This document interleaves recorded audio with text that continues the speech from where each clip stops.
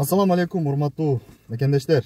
Биздин каналдын көрүүчүлөрү, видео жакса лайк, видеону бөлүшүп, пайдасы деген ойдобуз. Бүгүнкү чыгарылышта Айбек мырза Сахаров боюнча комментарийларда көп суроолор келипти.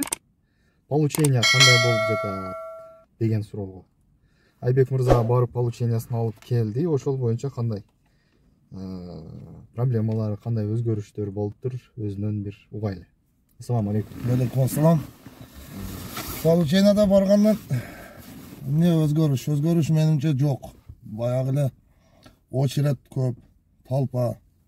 Биз барган 4 саатта полученияга очередь жетти, киргенде талон алдык, как положено. Талон ошол башында кандай болсо, ошондой ойнотуп берип атат. Биринчи, экинчи, үчүнчү очередте турамын деп элестесең, ол элесиң сен ойлогондой чыкпады да. Мисалы азыр өзбек, тажик туугандар оң тараптан кирип атат, кыргыз, баягы таможня союздагылар сол тарап менен барып, полученияга кайсы эшиктен кирдиңиздер? Полученияга 7-эшиктен кирдик. 7-эшикке дедик. Биз сурасак, ошол жерге киргизип койду. Өзбек, тажиктар отурат экен, тоже. Киргенден кийин аралаш уже. Аралаш. Бизди полученияга десек 7-эшиктен киргизип, 9-чу, 10-чу окошкадан силерди принимать этет дедик. Калган да ошо Тажикстан, Өзбекстан гражданиндер отурат, аралашып эле отурабыз. Биздин эмебиз 9 менен 10-чу окошканы карап отурабыз да, ошол жерден эле чакырат экен. А калган жери, калгандары уже коңшуларды чакырат, өзбек, тажик гражданиндерди. 4 саат убакыт кетти общий. Мындан келди ана. Ошол атак өзгөрүш мындай жок. 4 саат туруп, анан очередь жетти. Ооба. 4 саатта очередь жетсе анан копия кылып алып, анан күтө тур дейт экен. Где-то жарым саат күттүк. Берди, болду, все.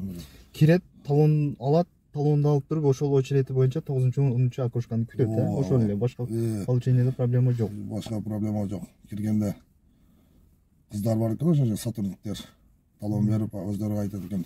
10-чу, 9-чу неге барып турасыңар деп.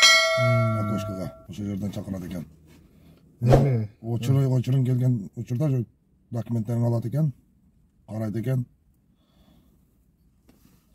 Чыгарып кайра анан күтүп тур дейт экен. Кайрадан чакырат экен. Бизде ошондой кылды эми. Анан по-любому бир жуманын ичинде чыкпай калгандар болду, бизде барсак. Бир жума болду өткөнүмө. Меники чыга элек экен деп ошол жерде барып өздөрү сурап атат, маалымат алып, маалымат негизи чыгып калды деген божомолдо барышкан да алар. СМС келди, кээ бирөөлөргө СМС келбептир. Телефонго кээ бирөөлөргө СМС келгенде барса, нары жактан даяр эмес экен, ошондон кайтышып атат. Мындан келди, бир 10 күн, 12 күндө арендер кылып бара бериш керек экен да. Комментарийде жазгандар болуп атат, 15 күн өттү, 20 күн өттү, бизге жооп келе элек. Кантип билсек болот экен. Олар ошондой болду. Мага СМС келди. Мени менен барган балдарга, бирге барганмы? Аларга келбеди СМС.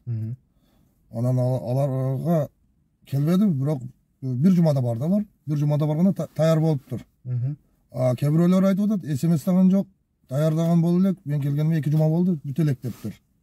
Мындан келди, кому как дегендей болуп атат да. Барса бирок кээ бирлериники даяр болгону алып келишти, кээ бирлериники даяр эмес. Мен 10 күн дегенде бардым, меники даяр болуптур. Ошого мен СМС келгенден кийин бардыңыз? Мен баргандан кийин 2 күндөн кийин эле СМС келген мага. Мен барып медкомиссиядан өтүп атканда сураганымда бир жума деп мага айткан ошол жерде адамдар. Бир жумада мен багы бир запас менен 3 күн 4 күн кийин 10 күндөн эсебинде 10 күндөн кийин бардым да мен. Ошол болот да. Эртерээк барса, полученияда чем неге караганда оңой экен. Тапшырганыңда. Тапшырганыңда биз канча саат турдук? 12 саат турдук эсеби. Эртең менен 10-да барып, кечке 7-де чыктым. Ошол өтө очередь көп, кыйын өтө. Суу жок, тамак жок. Элдерге барып, элдерге айткан, курсаңар жакшы баргыла. Да, этот комментарийдан жазып тур, видеодо четте буфет деп турат го деп. буфет иштебейт экен туугандар. Ал жерде вообще. Буфет иштебейт экен. Ал буфет деген боюнча айтып кетейин мен. Сырттан силер киргениңерде жаңа биринчи жолу тапшырабыз десеңер жаңа отпечаткага. Талон менен очередти эми качан очередиңер келет, ойт белгисиз экен. 1 саатта келеби же эртеден кечке турасыңбы белги. Ал ичине киргенден кийин терминалга акчаны төлөп, ошол жерде ошо отпечатканы тапшырып чыкканыңдан кийин бир буфети бар экен. Ошол жерде пирожки бирдемелер сатып атат. Мен барбадым алдыга. Бирок элдер алып жеп атканын көрдүм. Ичкертке киргенден кийин. Ичкертке кирген. Ага чейин берге очур күткөндөр кире албайт да ол жака. Ал буфеттен сенин смысл жок ошо ал жака киргенден кийин кирдиң бир саатта чыгат экенсиң. Эме боюнчачы төлөм боюнча кээ бирлери кече бир жигиттен сурасак наличка деп безнап албай койду дейт. Сиз кандай төлөдүңүз төлөгөндө? Карта мененби же? Мага мен 15 февраль күнү өттүм. 15 февралда мен барганда наличиби картадан төлөйсүң деди. Мен наличи акча кылып алганда наличи төлөйм дедим. Анан картадан ошол менен бирге өткөн адамдар картадан төлөшүп аткан. Бирок ошол күнү балдар айтты, элдер ошол жерде көргөндөр бар экен. Без наличка албай коюптур карта менен. Ошондой деп. Анан кыскасы наличка кылып алса ошол жакшы экен. Наличканы в любом случае алат. Наличка кылсаң оңоюраак. Анан кээде база иштебей калды же тиги интернет андай болуп калды деп наличка картаны принимать этпей коюшу мүмкүн экен да.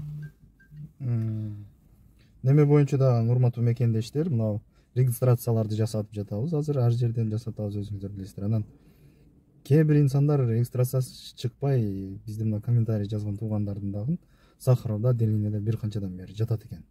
Регистрацияны базадан тактап документтерге тың болушубуз керек болуп калды туугандар. Ошол регистрация боюнча бир комментарий берип кетейин туугандар. Өтө кылдаттык менен этият болуңуздар. Менин көрдүм, тааныштарым болуп атат. Азыр Сахаровда жаткандар түшүп калып штраф төлөп чыгарабыз дептир. Ол чыгарышы белгисиз. Ошого регистрация жасаган адамдар, кыргыздар ким болсо деле өтө кылдаттык менен этияттык менен жүрүш керек болуп калды. Азыр метрода, башка жайларда карап атат. Желательно трудовойдагы бар официальный иштеген адамдар болсо ошолорго коркунуч азыраак болуп атат. Кече делегация келди, өзгөрдү, андай мандай ар кандай сөздөр чыгып атат, бирок пока эч нерсе байкалбай элек бизге. Билбейм, может күчүгө кирген жер, кирип жаткандар, көчөдө жүргөн инсандарга дагы эле ошол туткан жерде барып. Эми штраф канча менен чыгарышы мүмкүн ушул божомол менен? Божомол менен мен бирлер айтышты, өзүмдүн тааныштарым 100 миңгече деп атат. Ол дагы 100 миң штраф менен чыгат деп. 10 күн жатат, сот чечет дептир. Сот чечишиге чыгышыга белгисиз, мындай кепилдик жок. Ого эми көрөбүз, ал пока ал астыда качан болот, эми бир жума күтсөк тайыны чыгатчы, атага чейин бирдеме деп тыянак чыгарыш кыйын го. Ошондой туугандар, тынч болуңуздар, аман болуңуздар. Кийинки чыгарышта көрүшкөнчө саламатта туруңуздар.